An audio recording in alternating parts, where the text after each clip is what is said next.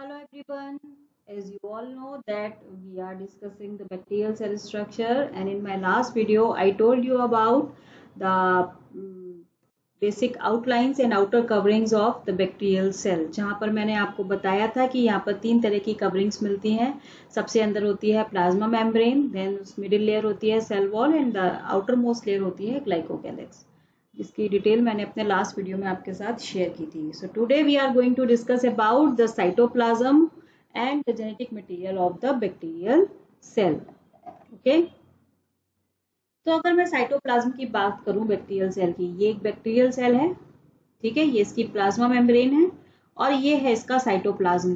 Cytoplasm क्या है? एक सेल का इंटीरियर जो कि वाटर बेस्ड सब्सटेंस है, वाटर बेस्ड इन्वायरमेंट, ठीक है। अब ये जो साइटोप्लाज्म है ये सारी ही एक्टिविटीज की साइट होती है, मतलब जितनी भी रिएक्शंस हो रहे हैं बैक्टीरियल सेल में वो कहाँ पर हो रहे हैं? वो इस साइटोप्लाज्म में हो रहे हैं, ठीक है। तो साइटोप्लाज्म में सबसे पहले हम ये डिस्कस करेंगे कि क्या मिलता है और क्या नहीं मिलता है। क्यों? क्योंकि बैक्टीरियल सेल जो है वो एक बहुत ही प्रिमिटिव सेल है, बहुत ही कहना चाहिए कि इवोल्यूशन के टाइम पर जो ओरिजिनेट हुई है सेल, तो इनका जो सेल इंटीरियर होता है वो बहुत ही सिंपल होता है, ठीक है। तो लेट्स डिस्कस अबाउट कि साइटोप्लाज्म में क्या मिलता है और क्या नहीं। तो साइटोप्लाज्म में क्या मिलता है अगर उसकी मैं बात करूं, तो इसमें सबसे पहले कुछ ऑर्गेनिक मॉलिक्यूल्स हैं जो कि स्टोरेज का काम करते हैं। ऑर्गेनिक मॉलिक्यूल्स क्या होते हैं? ऑर्गेनिक मॉलिक्यूल्स जो कार्बन, हाइड्रोजन और ऑक्सीजन से मिलकर बने हुए हैं, जैसे कि आपके कार्बोहाइड्रेट्स हैं, प्रोटीन्स हैं, लिपिड्स हैं, इनको हम ऑर्गेनिक मॉलिक्यूल्स कहते हैं। तो बैक्टीरिया के केस में जो ऑर्गेनिक मॉलिक्यूल मिल रहा है उसमें से सबसे पहले है आपका ग्लाइकोजन ग्रेन्यूल्स,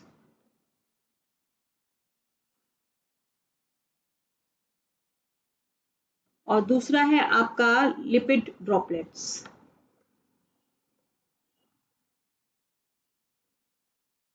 ठीक है। ग्लाइकोजन ग्रेन्यूल्स, ग्लाइकोजन से ग्लूकोज, ग्लाइकोजन को हम ग्लूकोज में कन्वर्ट कर सकते हैं और ग्लूकोज एनर्जी का सोर्स है, एज यू ऑल नो। ठीक इसी तरह लिपिड्स भी हमारे एनर्जी स्टोरेज का काम करता है। तो ये कहाँ पर मिल रहे हैं ये दोनों ग्रेन्यूल्स? ये मिल रहे हैं साइटोप्लाज्म में, ठीक है। तो बैक्टीरिया का जो स्टोरेज हाउस है वो कहाँ है? साइटोप्लाज्म में है। यहीं से इसे जब जैसी रिक्वायरमेंट होती है उसके अकॉर्डिंग एनर्जी को डिप्लीट कर लेता है या एनर्जी को स्टोर कर लेता है इन ग्रेन्यूल्स के फॉर्म में। दूसरा आता है आपका इनऑर्गेनिक मॉलिक्यूल्स जो इसके साइटोप्लाज्म में मिलते हैं।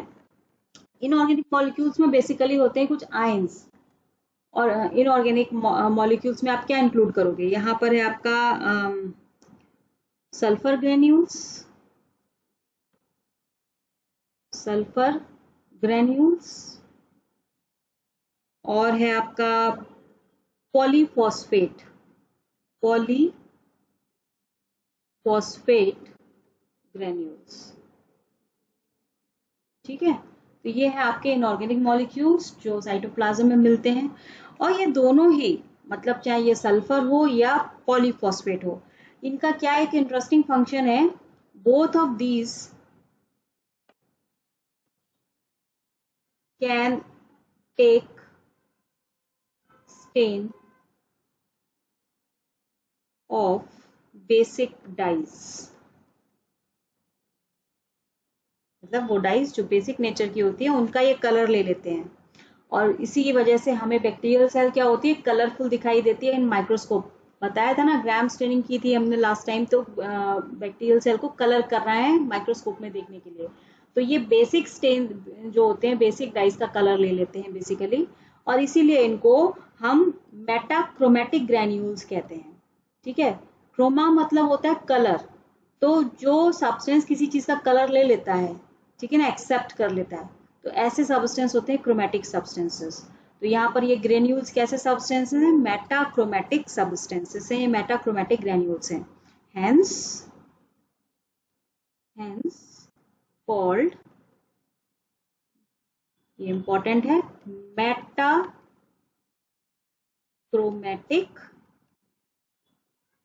ग्रेन्यूल्स, ठीक है।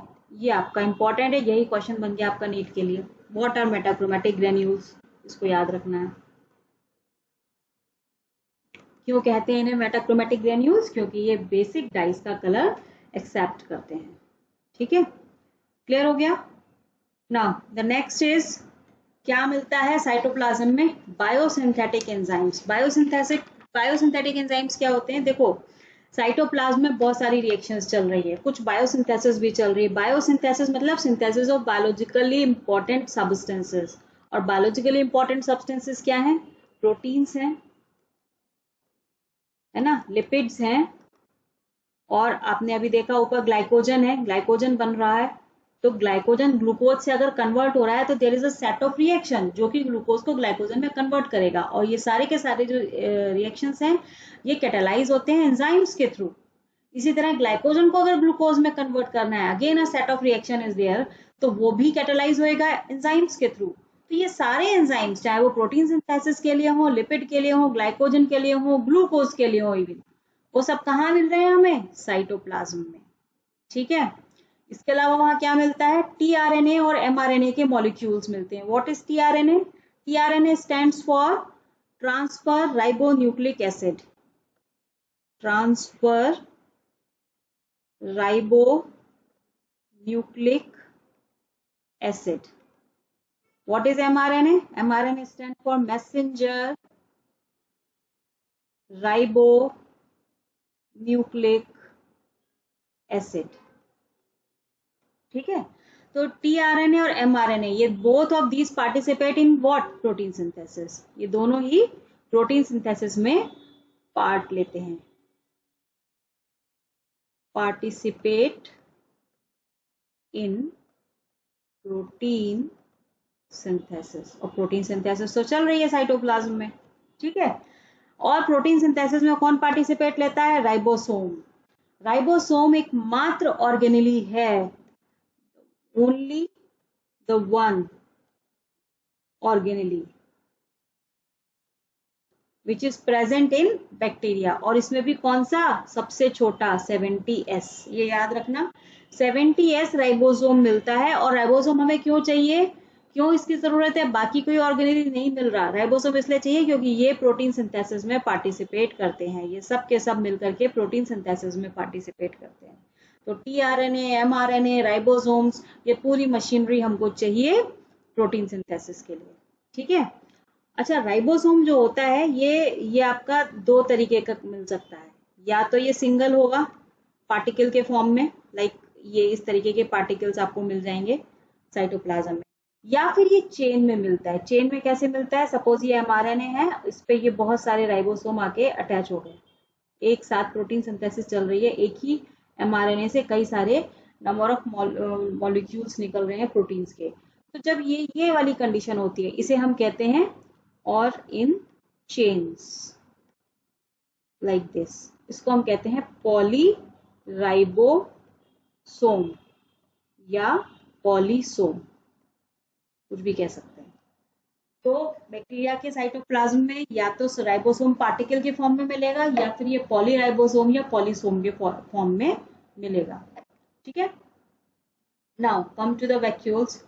अब वैक्यूल जो है, वैक्यूल्स यहाँ पर कई तरीके की मिल सकती हैं, बट जो मोस्ट इंपॉर्टेंट वैक्यूल यहाँ पर रहती है वो है आपकी गैस वैक्यूल्स। ठीक है, मेनली यहाँ पर कौन सी प्रेजेंट है? Mainly gas vacuoles are present. और ये क्या करती हैं गैस वैक्यूल्स? गिव ब्यूएंसी।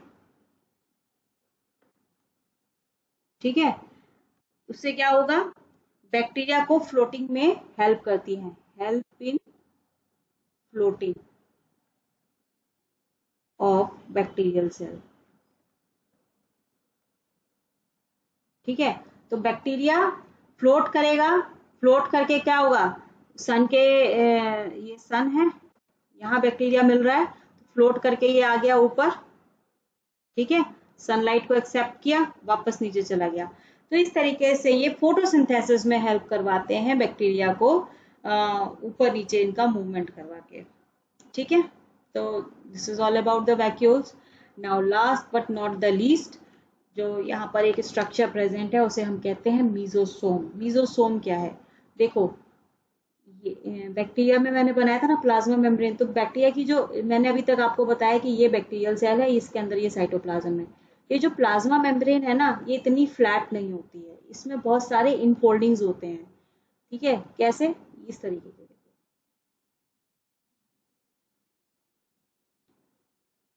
जगह जगह पर बहुत सारे इनफोल्डिंग्स आपको देखने को मिलेंगे बैक्टीरियल सेल में। ये प्लाज्मा मेम्ब्रेन है और ये इनफोल्डिंग्स हैं। इन फोल्डिंग्स, इन फोल्डिंग्स को हम कहते हैं मीजोसोम। तो मीजोसोम्स बेसिकली क्या है? These are the infoldings of plasma membrane. ठीक है, अब आप कहेंगे कि भाई ये इनफोल्डिंग्स क्यों क्या जरूरत है, क्यों बनी है इनफोल्डिंग्स? ताकि सारी मेम्ब्रेन्स बाहर रहती हैं, आपकी सेल वॉल आ गई, आपके ग्लाइकोकैलेक्स आ गया। ठीक है, मीजोसोम्स जो होते हैं ये आप देखो इसका सरफेस एरिया बढ़ा देते हैं। मतलब क्या है कि अगर मैं इसको कट करके यहाँ से कट कर दूं और इसको स्ट्रेच करूं, तो ये ऑब्वियसली ये एक सीधा जो लाइन खींचेगी ये ऊपर वाले के कंपैरिजन में बड़ी होगी, यानी कि सरफेस एरिया बढ़ गया। तो इनफोल्डिंग्स बेसिकली क्या करते हैं? Increase the surface area of plasma membrane. ठीक है, सरफेस एरिया बढ़ाने से क्या होगा? इसके मेम्ब्रेन पर क्या रहते हैं? Respiratory enzymes. ठीक है, तो ये रेस्पिरेशन में हेल्प करती है। क्लियर? तो यहाँ क्या मैं बता सकती हूँ कि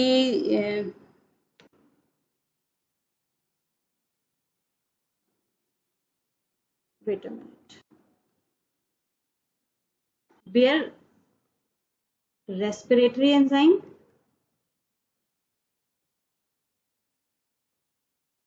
ठीक है, और ये रेस्पिरेटरी एंजाइम क्या करते हैं? Help in respiration. ठीक है, पहला काम तो ये हो गया। दूसरा, ये मीजोसोम्स जो होते हैं, ये जब सेल डिवाइड हो रही होती है, मतलब एक मिनट, ये बैक्टीरियल सेल है, यहाँ पर ये मीजोसोम है सपोज। तो ये मीजोसोम जो होते हैं ना, ये जब बाइनरी फिशन होता है उस समय जहां पर ये मीजोसोम प्रेजेंट होगा, सेल का डिवीजन वहीं से होगा, मतलब वॉल फॉर्मेशन जो होगी, ये मीजोसोम है तो वॉल फॉर्मेशन जो होगी वो यहीं से होगी, ये इस तरीके से। ठीक है, और ये मीजोसोम आपस में जुड़ के ये वॉल फॉर्मेशन कर देंगे। तो मीजोसोम्स के लिए मैं दूसरा फंक्शन क्या लिख सकती हूँ? Participate in formation of septa. Septa मतलब वॉल। कब? During cell division.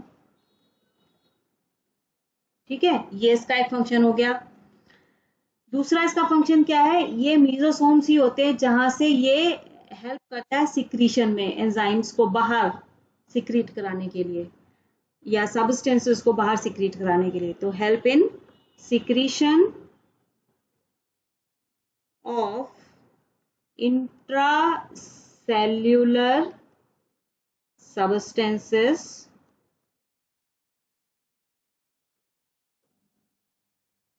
from inside to outside। ठीक है, तो जहां मीजोसोम होंगे वहीं से ट्रांसपोर्ट हो जाएगा मटेरियल का बाहर। इसके अलावा जब सेल डिवीजन होता है तो जो हमारा जेनेटिक मटेरियल है उस समय ये मीजोसोम पर ही आके अटैच होता है यहाँ पर। ठीक है, ये डीएनए और ये मीजोसोमी जो होते हैं ये इस डीएनए को सेपरेट करने में, मतलब ये कॉपी बन गई, रेप्लिकेट हो गया। ठीक है, रेप्लिकेट होने के बाद ये मीजोसोमी होता है जो इस रेप्लिकेटेड सेगमेंट को अलग करता है, डॉटर सेल में डिस्ट्रीब्यूट करवाता है। ठीक है, तो मैं लिख सकती हूँ take part in separation of replicated nucleoid. ठीक है, क्लियर है। तो ये इतने फंक्शन है आपके मीजोसोम के, इसलिए हम मीजोसोम को क्या है, नेग्लेक्ट नहीं कर सकते। अच्छा, यहाँ पर एक स्ट्रक्चर और मिलता है जिसको मैंने यहाँ मेंशन नहीं किया है, यहाँ पर मिलते हैं थाइलेक्वाइड्स। अब थाइलेक्वाइड्स आप कहोगे, आपने कहा कि अभी तो स्ट्रक्चर प्रेजेंट नहीं होते, कोई ऑर्गेनेली प्रेजेंट नहीं होते, तो थाइलेक्वाइड्स कैसे प्रेजेंट होते हैं। तो ये जो एक्चुअली प्लाज्मा मेम्ब्रेन ही होती है ना, इसमें कुछ जगहों पर ये फोटोसिंथेटिक पिगमेंट्स जो होते हैं वो एम्बेडेड रहते हैं। यानी कि यहाँ पर मैं कह सकती हूँ जो थाइलेक्वाइड्स होते हैं वो मेम्ब्रेनस होते हैं, मेम्ब्रेनस होते हैं या लैमेली की फॉर्म में होते हैं। ठीक है, और ये हमारी जो प्लाज्मा मेम्ब्रेन होती है ना, ये यहीं पर ये फोटोसिंथेटिक पिगमेंट्स आपको मिल जाएंगे। इसको मैं कह सकती हूँ फोटोसिंथेटिक पिगमेंट्स। तो हमारी जो प्लाज्मा मेम्ब्रेन है यही थाइलेक्वाइड्स का काम करती है। ठीक है, तो यहाँ पर मैं लिख रही हूँ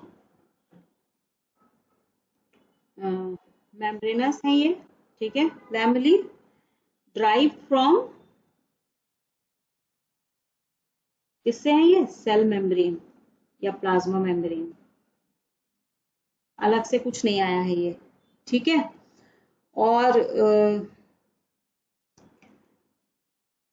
यहीं पर drive from cell membrane, help in, क्या करते हैं ये, फोटोसिंथेसिस।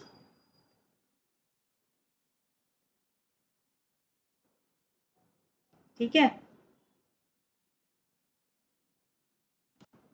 ये मेम्ब्रेन, और यहाँ पर लिख दूंगी contain pigments which help in photosynthesis. और ये जो पिगमेंट्स होते हैं ये कौन से होते हैं, bacterio chlorophyll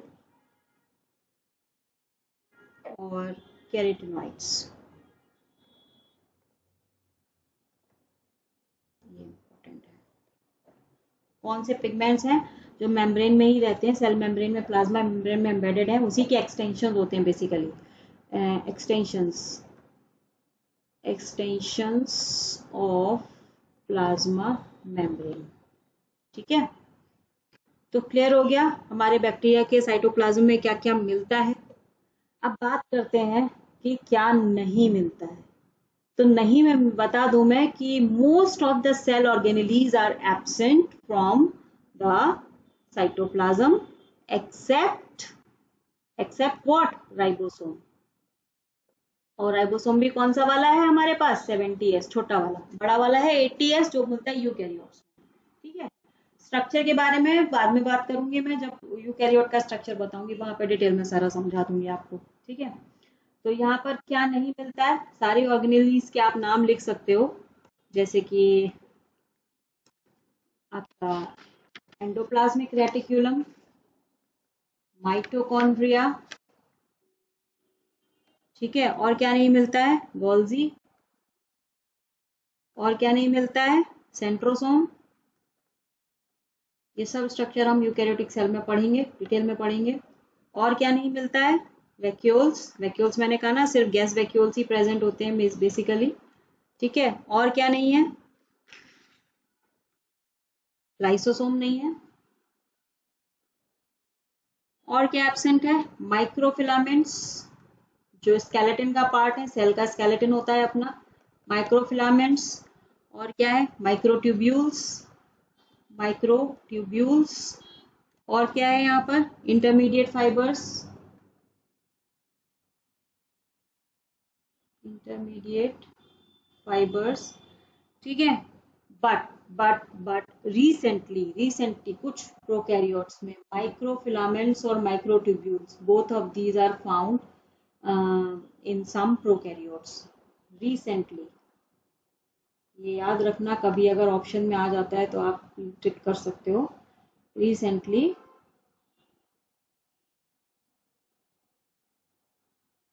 these two are found in some prokaryotes लिख रही हूँ मैं, मैंने बैक्टीरिया नहीं लिखा, प्रोकैरियोट्स, ये इंपॉर्टेंट है। ठीक है, माइक्रोफिलामेंट्स और माइक्रोट्यूब्यूल्स। इन दोनों का नाम याद रखना। तो दिस इज ऑल अबाउट कि साइटोप्लाज्म में क्या मिलता है और क्या नहीं मिलता है। आई होप आपको साइटोप्लाज्म का स्ट्रक्चर क्लियर हो गया होगा।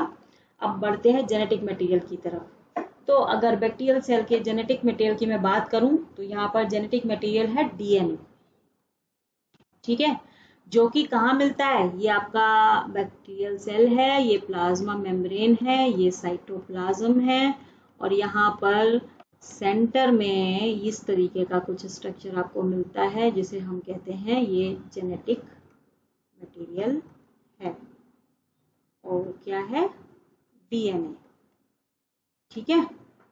डीएनए जो है ये किसी मेम्ब्रेन से बाउंड नहीं है, देख रहे हो आप, ये साइटोप्लाज्म में नेकेड पड़ा हुआ है, ठीक है। इसको, इस रीजन को जहां पर ये डीएनए मिलता है, इस रीजन को हम कहते हैं न्यूक्लियोइड, या हम कह सकते हैं कि बैक्टीरिया का जो जेनेटिक मटेरियल है उसे हम क्या कहते हैं, nucleoid. Just to differentiate it from the nucleus. Nucleus क्या है, एक मेम्ब्रेन बाउंड स्ट्रक्चर है। यूकैरियोटिक सेल में अगर आप देखोगे तो यहाँ पर अंदर एक न्यूक्लियस मिलेगा, इसके अंदर आपको डीएनए मिलेगा, ठीक है, ये न्यूक्लियस है। बट यहाँ पर ऐसा कुछ भी नहीं है, ये यूकैरियोट की बात हो रही है, ठीक है, यहाँ पर ऐसा कुछ भी नहीं है।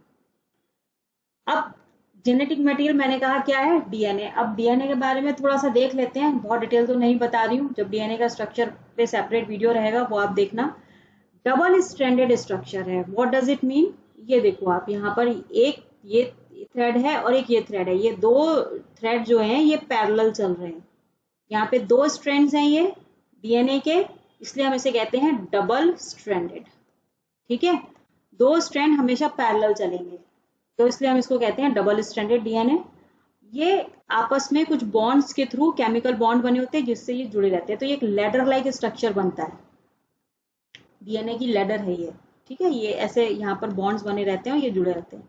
ये लेडर सीधी नहीं होती है, ये क्या होती है, अगर आप यहाँ से इसको होल्ड कर दो, फिक्स कर दो, और इस वाले एरिया को अगर आप थोड़ा सा ट्विस्ट करो तो एक हेलिक्स लाइक स्ट्रक्चर बनेगा, लाइक दिस।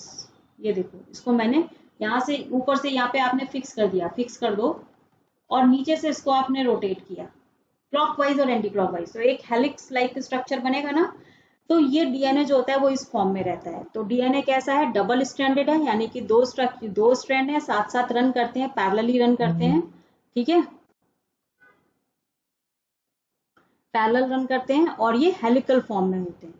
अब ये जो स्ट्रैंड है ये क्या होगा, ये आप ऐसे हेलिकल बनाते चले जाओ और ये इसको इस एंड से जोड़ दो, ये इससे जुड़ जाए, तो ये एक सर्कुलर स्ट्रक्चर बन जाएगा हेलिक्स की फॉर्म में, लाइक दिस। तो बैक्टीरिया के अंदर इस तरीके का ये यहाँ पर जो मिलता है वो इस तरीके का स्ट्रक्चर होता है हेलिकल फॉर्म में, ठीक है। हेलिकल डीएनए सर्कुलर फॉर्म में मिलता है, क्लियर। अब एक इंटरेस्टिंग बात, ये इसको हम क्या कहते हैं, क्योंकि ये बेटा मैं थोड़ा सा इरेज कर रही हूँ यहाँ पे,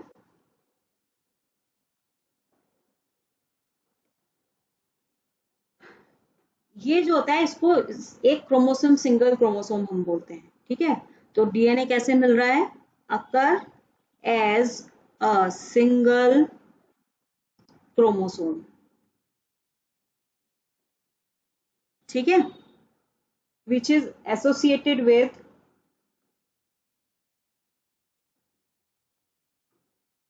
लिटिल प्रोटीन।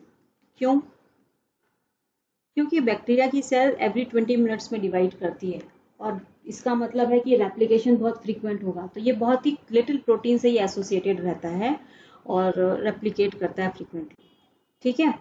तो occur as a single chromosome and associated with little protein, तो इसको हम क्या कहते हैं, prochromosome. What we called it, we called it called prochromosome, या इसको हम जीनोफोर के नाम से भी जानते हैं, ठीक है। तो अब समझो न्यूक्लियोइड क्या है, न्यूक्लियोइड वो रीजन है इन विच प्रो क्रोमोसोम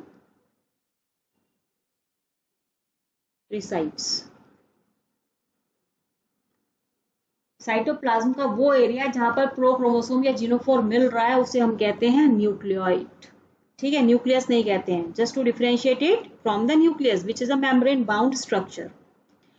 नाउ एक और चीज, क्योंकि यहाँ पर एक सिंगल क्रोमोसोम है तो बैक्टीरियल सेल्स कैसे होते हैं, हैप्लॉइड। इंपॉर्टेंट है ये, बैक्टीरियल सेल्स हैप्लॉइड होते हैं। क्यों? Having one copy of chromosome. ठीक है, डबल नहीं होती कॉपी इनकी, डबल स्ट्रैंडेड होता है। क्रोमोसोम एक ही है, हर क्रोमोसोम चाहे यूकैरियोट का हो प्रोकैरियोट हो डबल स्ट्रैंडेड ही होगा। ठीक है, तो आई होप ये क्लियर हो गया होगा आपको। Now what is plasmid? हमारे बैक्टीरिया में, बैक्टीरिया है, बैक्टीरिया में ये आपका न्यूक्लियोइड है। ठीक है, ये न्यूक्लियोइड वाला, ये प्रोक्रोमोसोम हो गया। इसके साथ ही साथ यहाँ पर एक छोटा सा सर्कुलर डीएनए हमें साइटोप्लाज्म में देखने को मिलता है, दिस इज प्लाज्मिड। क्योंकि बहुत छोटा सा होता है, एडिशनल डीएनए है, सर्कुलर होता है, इसलिए हम इसको कहते हैं extra nuclear DNA. Extra nuclear DNA मतलब न्यूक्लियर डीएनए की बात हो रही है, न्यूक्लियस तो नहीं है यहाँ पे, न्यूक्लियोइड को हम कह रहे हैं न्यूक्लियर डीएनए। ठीक है, प्रोक्रोमोसोम, तो प्रोक्रोमोसोम के अलावा जो एक छोटी सी कॉपी हमें डीएनए की मिल रही है एक्स्ट्रा, उसको हम कहते हैं प्लाज्मिड। ठीक है, extra plasmid is extra nuclear DNA, मतलब कह सकते हैं फालतू कॉपी है, एक्स्ट्रा है, एक्सेस में पड़ा है, बट ये सिर्फ नाम के लिए है। एक्सेस में पड़ा तो है मगर इसकी बहुत इंपॉर्टेंस है यहाँ पर। ये क्या करता है, ये हमारे जिस बैक्टीरिया में ये प्रेजेंट है, ये स्पेशल कैरेक्टरिस्टिक प्रोवाइड कराता है उस बैक्टीरिया को, या रेजिस्टेंस प्रोवाइड कराता है किसी पर्टिकुलर एंटीबायोटिक के लिए। Means it encode proteins that give antibiotic resistance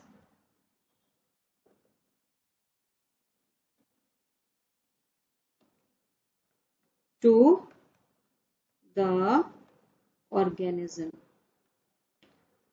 और हर बैक्टीरिया, मतलब सभी बैक्टीरिया में एक ही एंटीबायोटिक का रेजिस्टेंस नहीं होगा, अलग अलग बैक्टीरिया में अलग अलग टाइप के एंटीबायोटिक रेजिस्टेंस मिलेंगे, और इनकी ये प्रॉपर्टी यूज की जाती है कॉमर्शियल लेवल पर एंटीबायोटिक्स को आइडेंटिफाई करने के लिए, निकालने के लिए, एक्सट्रैक्ट करने के लिए। ठीक है, तो ये इसकी एक अपनी इंपॉर्टेंस है प्लाज्मिड की। ये एंटीबायोटिक रेजिस्टेंस जीन को कैरी करते हैं और बैक्टीरिया को उस एंटीबायोटिक्स के थ्रू डैमेज होने से बचाते हैं, इन शॉर्ट, क्योंकि उस एंटीबायोटिक के लिए रेजिस्टेंस मिल रहा है ना इनको। यानी कि अगर वो एंटीबायोटिक मीडियम में है तो पर्टिकुलर XYZ जो भी एंटीबायोटिक है, तो ये बैक्टीरिया उसमें सर्वाइव कर जाएगा, किल नहीं होगा। तो ये एक स्पेशलिटी है बैक्टीरिया की।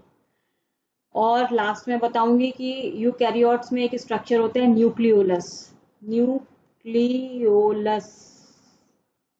जो यहाँ पर एब्सेंट होता है, इज नॉट फाउंड हियर। ये न्यूक्लियोलस न्यूक्लियस के अंदर मिलता है। ठीक है, अब क्योंकि यहाँ न्यूक्लियस नहीं है तो न्यूक्लियोलस का भी एग्जिस्टेंस नहीं है।